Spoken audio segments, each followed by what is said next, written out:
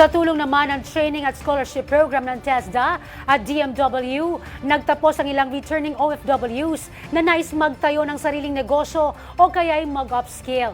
Bahagi ito ng reintegration program ng DMW at OWA para magkaroon ng bagong simula ang ating mga kababayan na nagbalik bansa. Si Alaysa Insigne para sa 13 sa Tanghali Live. Alaysa.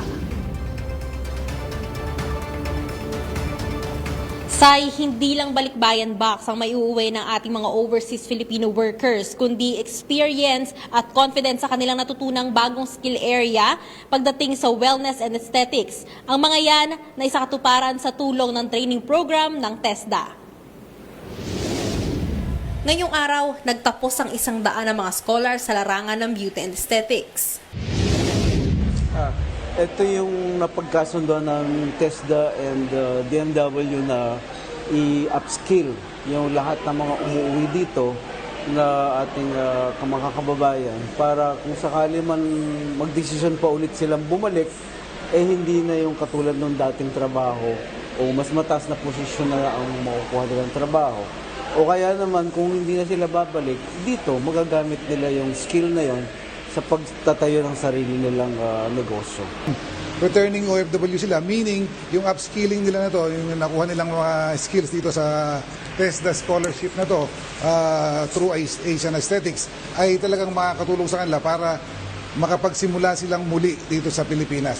Si Rosalina, isa sa repatriated OFWs noong Abril dahil sa Middle East War, gustong magstay muna sa bansa. Ang natutunan niya sa training, gusto niyang gamitin habang nandito pa sa bansa.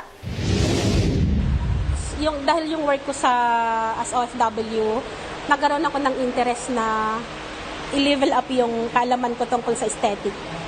More challenging work at saka more business na lang din. Si Annabel naman, gustong magtayo ng sariling clinic.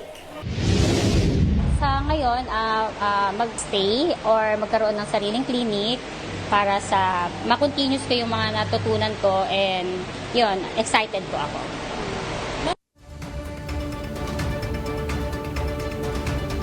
Say, ang training at scholarship program ng TESDA ay bahagi ng K2K o kaalaman tungo sa kabuhayan na reintegration program ng Department of Migrant Workers at Overseas Workers Welfare Administration para sa ating mga OFW.